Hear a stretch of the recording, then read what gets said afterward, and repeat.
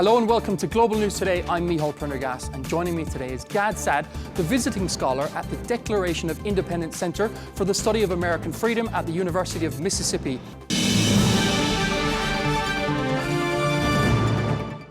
Thanks so much for your time, Gad. A story that shocked the entire world. A young Ukrainian refugee has been butchered in Charlotte.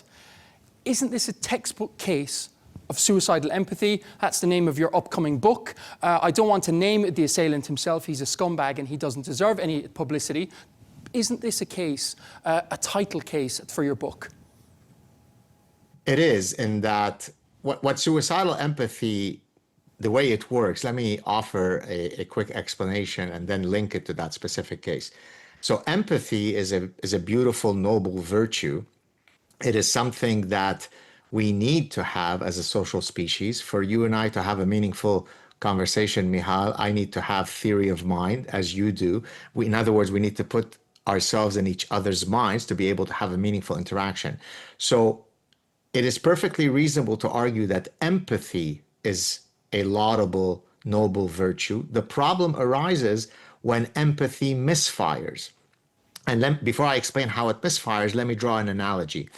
Obsessive compulsive disorder is the misfiring of an otherwise adaptive process. So for example, the fact that you and I shake hands and I notice that you have a cold, I might go ahead and wash my hands because I don't want to catch your cold. That is perfectly adaptive, and it makes evolutionary sense for me to do that.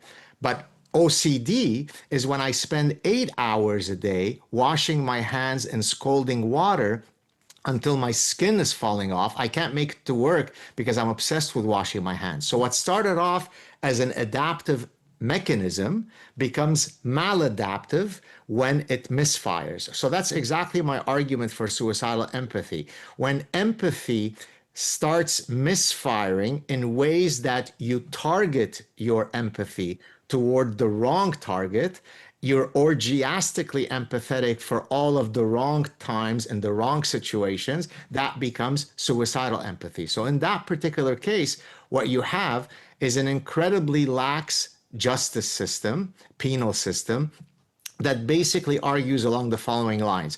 It is unfair to not give hardened felons 637 chances or second chances because they've already been victimized by the racist society of white supremacy. Therefore, what is the point of us punishing them harshly? Don't they deserve a 138th chance? And it is literally what happened in this case. This guy had been arrested for 14 prior crimes, but yet we should give him a 15th chance at redemption. It results in suicidal empathy and the death of this beautiful Ukrainian refugee. The alleged killer had 14 prior arrests. A judge released him after his 15th. Should judges like this face justice themselves?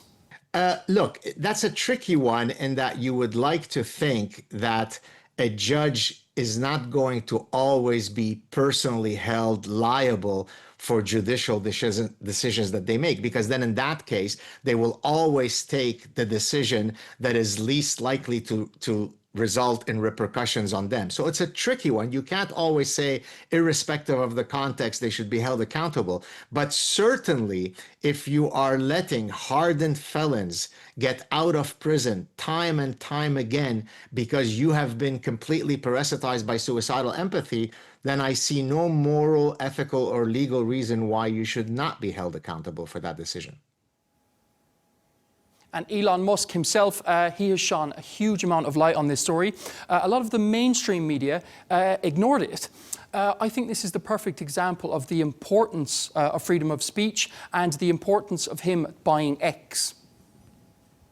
Indeed. So the minute that I found out, maybe not the minute, but probably within the next day or two, when I found out that Elon had bought what was then Twitter, I put out a clip on my channel, The Sad Truth, where I basically explained that of all great initiatives and great accomplishments that Elon Musk has ever or will ever do, none will come remotely as impactful as him having bought that platform. Because for better or worse, that platform is the central public square where ideas flow at a feverish velocity.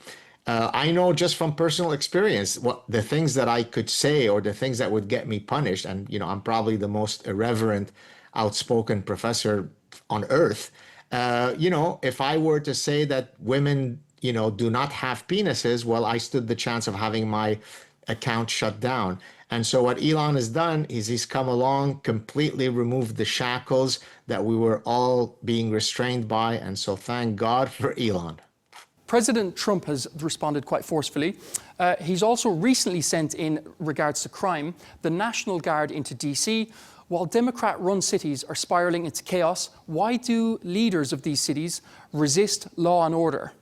Yeah, that's a great question. So let me give you one of those professorial psychologist answers. There's a great book by two French psychologists. They're actually evolutionary psychologists.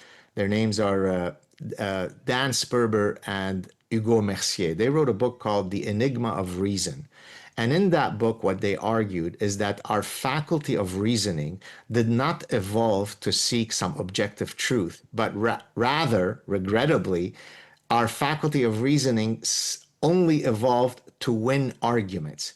Now, that's quite a pessimistic view because it basically says that for most people, the truth doesn't matter. What matters is that I am proven to be right, even if I'm wrong. So when Donald Trump does something like solve crime in DC, the other camp doesn't say, attaboy, great job, President Trump.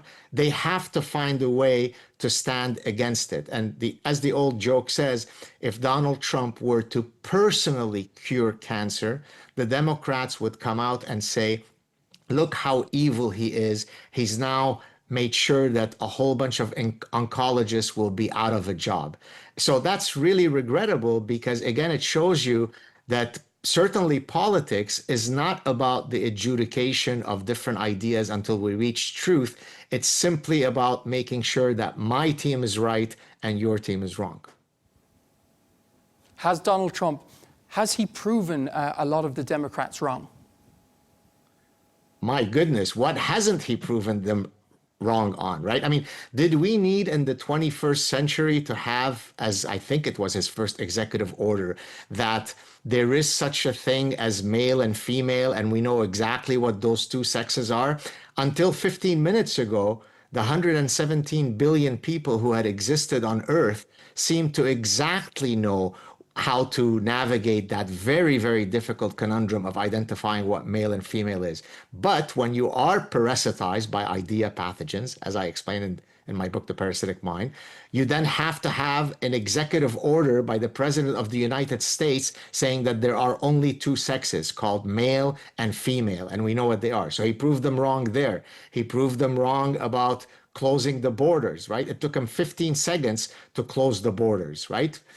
He proved them wrong on pretty much anything and everything. So ideas matter, and people think that I've got posters of Donald Trump in my bedroom. It's not that, right? I don't succumb to the cult of personality. As a matter of fact, I'm Canadian, so it's not as though I've got a direct dog in that fight. But certainly, if you believe in American freedom, then you have to believe that the Republican Party and Donald Trump exemplify those American freedoms much more than the Democrats do. And you're an expert in evolutionary psychology. How did we go from protecting the tribe to protecting predators at the tribe's expense? Well, that's where suicidal empathy comes in, right? So I argue that history is basically the following story that I'm going to explain now that the average 5-year-old will understand. History is the following. There are two tribes on each side of the river. Each members of each tribe look at the resources and other desired objects on the other side of the tribe and want to steal it, right? That's why the 10 Commandments have do not covet thy neighbor's wife, right?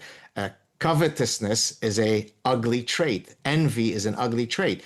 But the only thing that stops tribe A from, attacking tribe B is that they know that the people in tribe B are likely to have men who are not going to be very happy about that approach, and therefore they have to think twice before attacking. And it is that mechanism that keeps people in check. Now, imagine if you become parasitized, for example, by orgiastic pacifism, right? So that the highest virtue in my society is one whereby I will never, under any circumstances, respond to you with violence. Well, what do you think will happen to a society that is organized around orgiastic pacifism? It likely will cease to exist very quickly.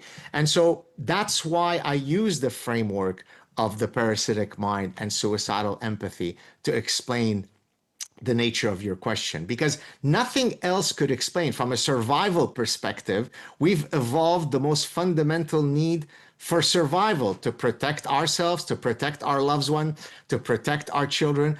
But once those instincts become sublimated in my desire to demonstrate to the world that I am infinitely tolerant, compassionate, generous, and empathetic, we end up having major problems.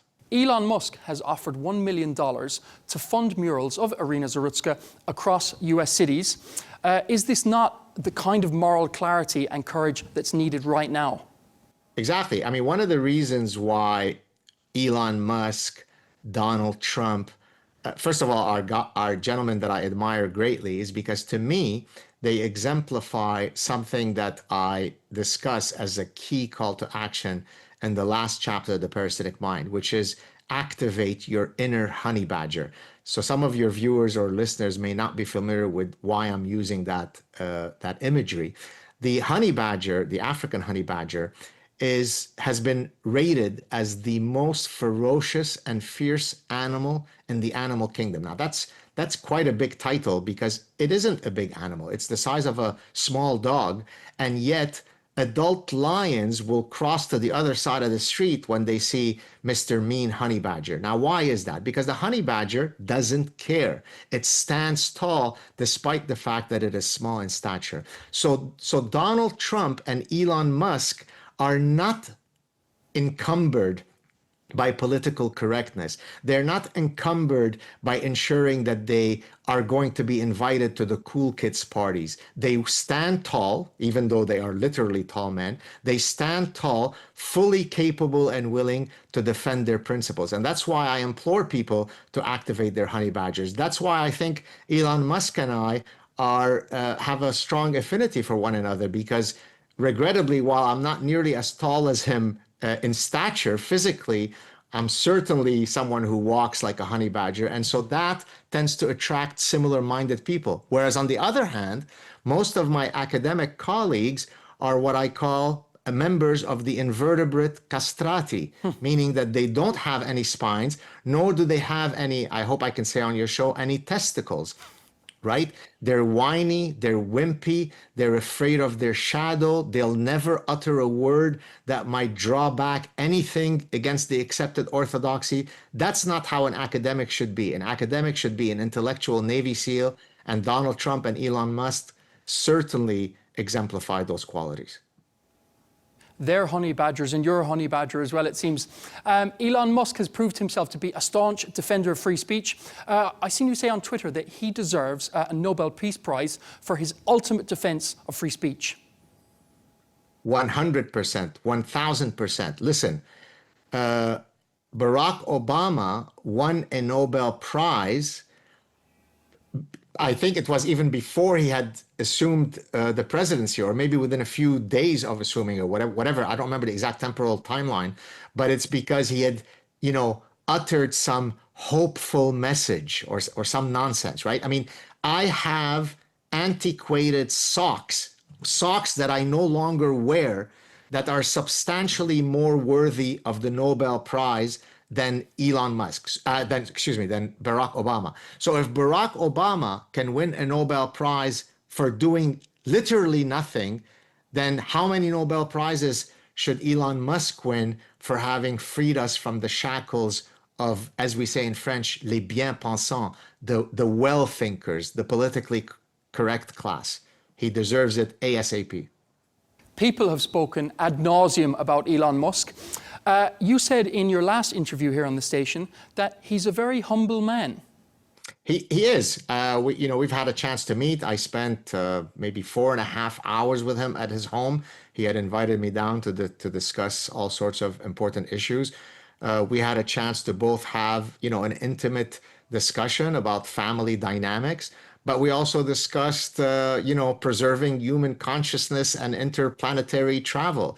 And we were able to oscillate from very personal, intimate things to very grand, abstract things.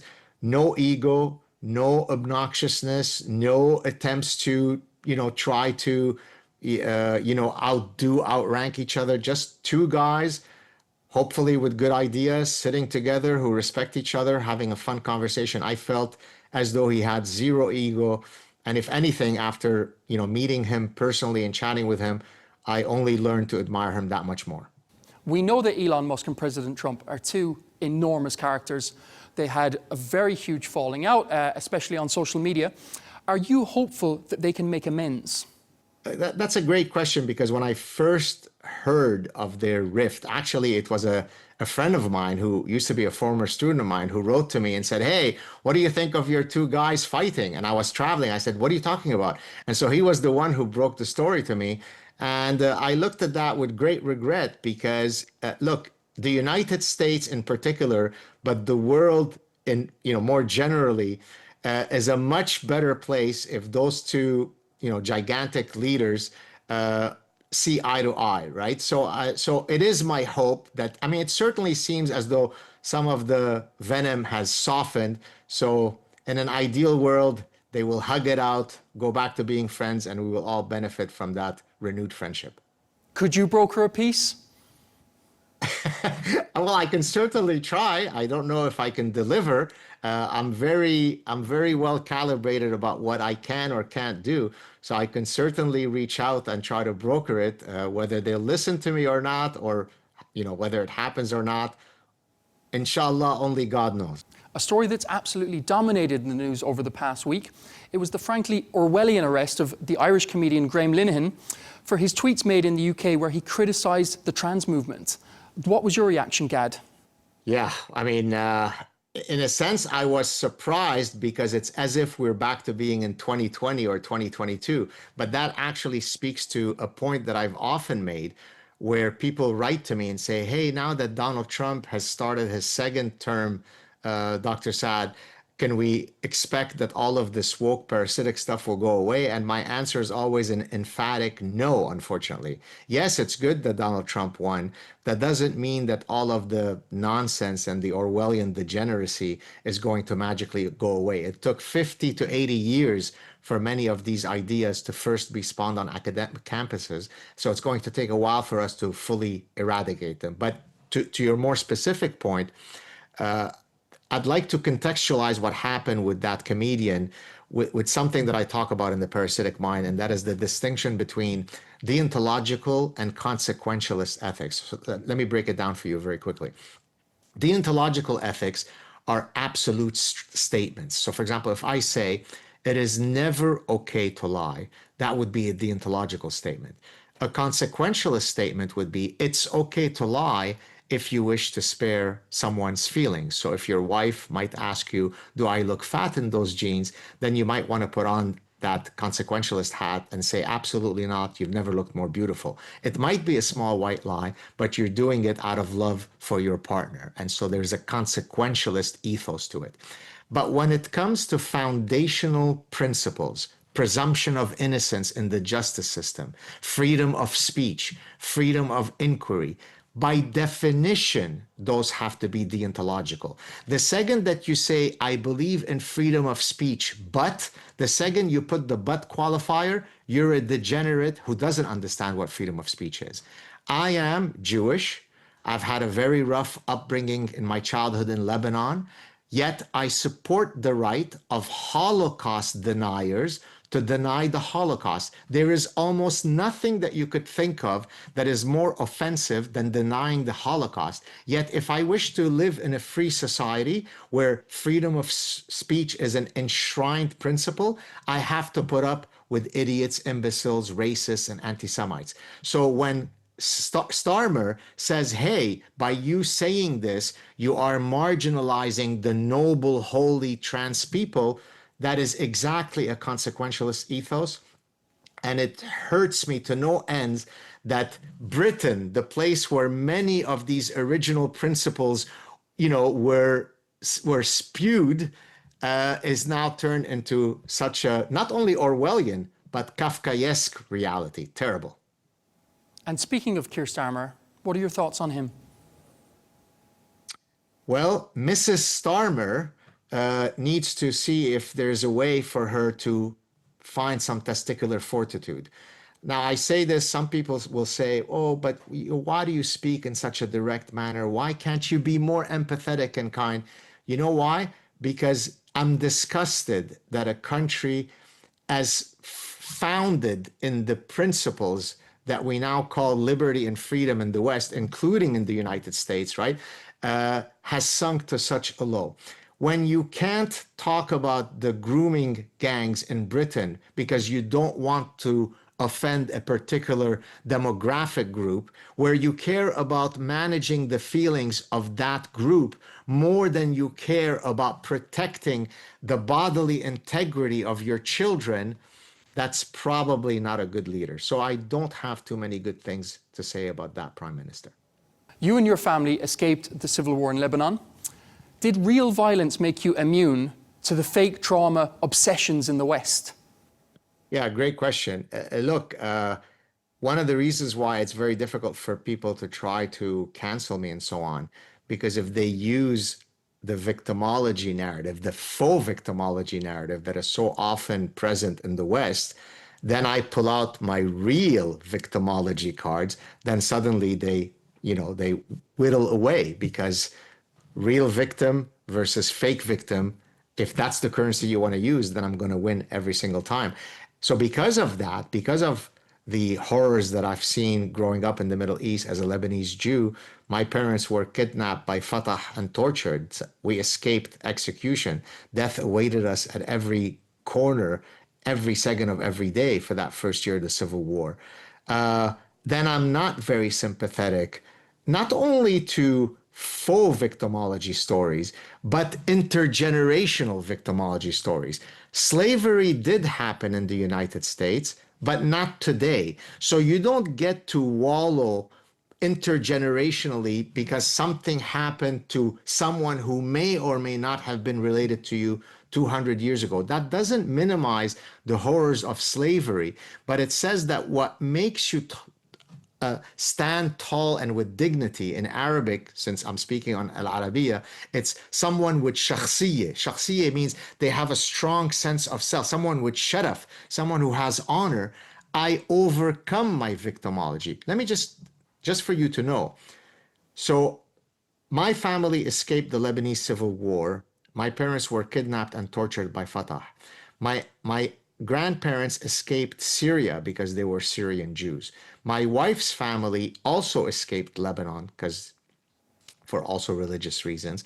Her ancestors escaped the Armenian genocide. My brother-in-law's family escaped in the 1950s from Alexandria, Egypt, because they were Egyptian Jews. So within my lifetime, any family member that you could think of, whether by bloodline or by marriage, has faced horrifying victimology. And yet here I stand, happy that I exist, hoping to create a better world. Yes, my victimology story is part of my past, but what makes me who I am is that I've overcome it. So stop whining and get off the couch and do big things. I agree with you, Gad. I'm from an Irish background, and I think obviously the Irish famine perpetrated by the British on Ireland, it was absolutely abhorrent. But I don't necessarily, I try not to think about it too much, and I try not to let it define me. How would you go about teaching this kind of resilience to young people now? Well, it's certainly there are two ways. There are some things that the young people can do to build resilience, but also there are things that the caretakers of the young people should do in order to inculcate resilience in the young people. So let's start with the latter. When COVID finished, and I actually discussed this in my forthcoming book, Suicidal Empathy.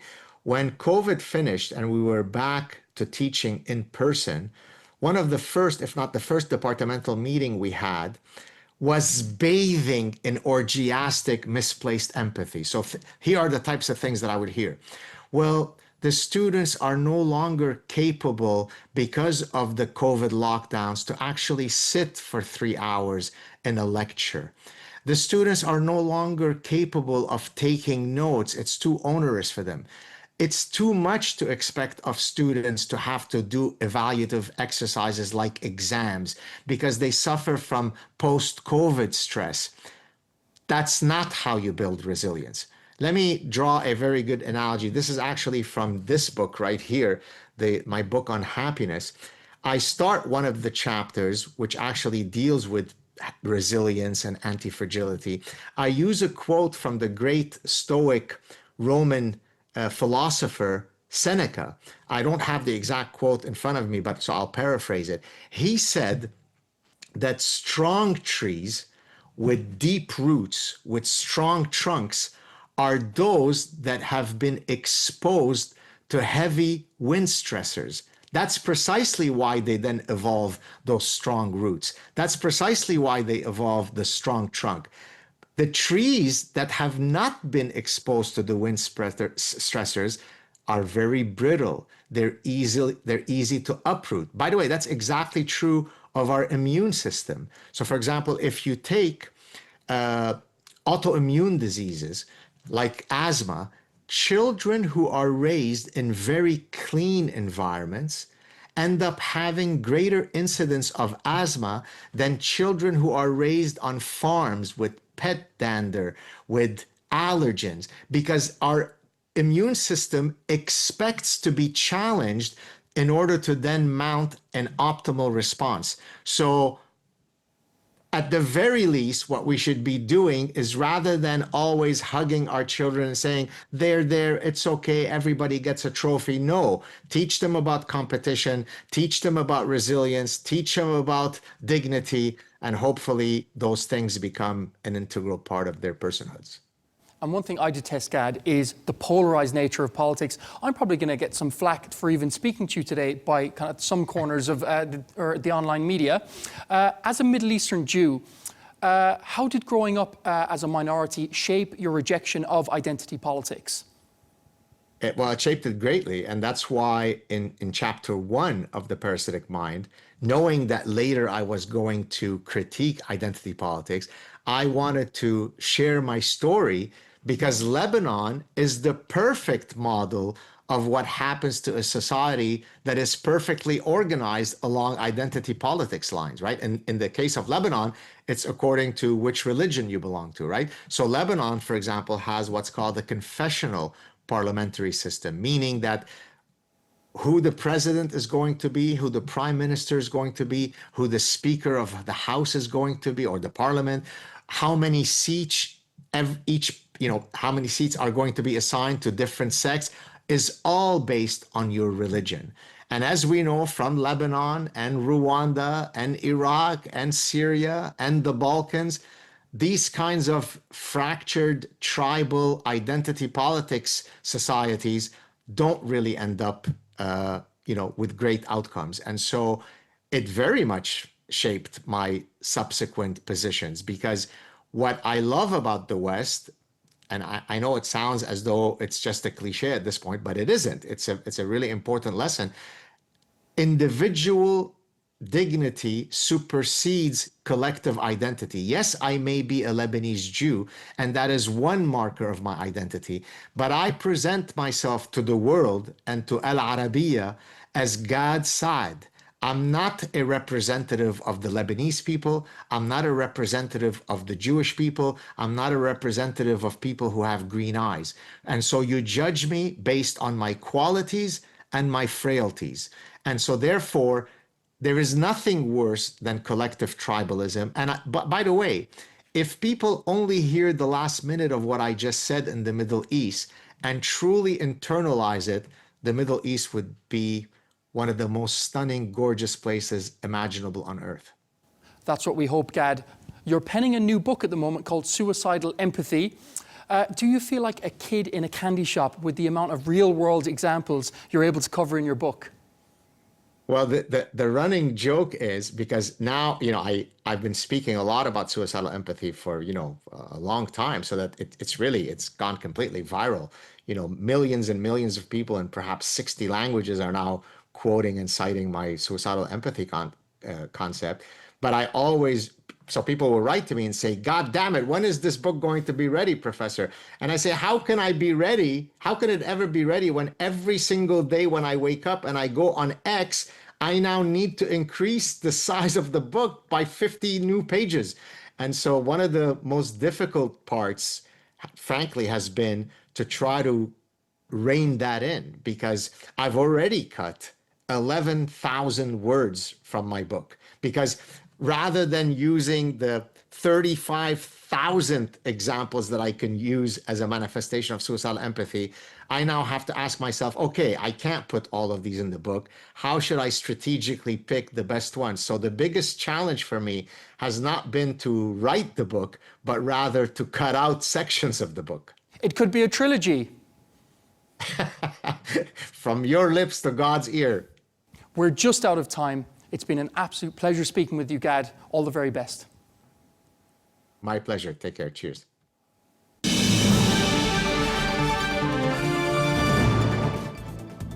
That's all we have time for on Global News today. Be sure to join us tomorrow for more exclusive interviews. Until then, goodbye.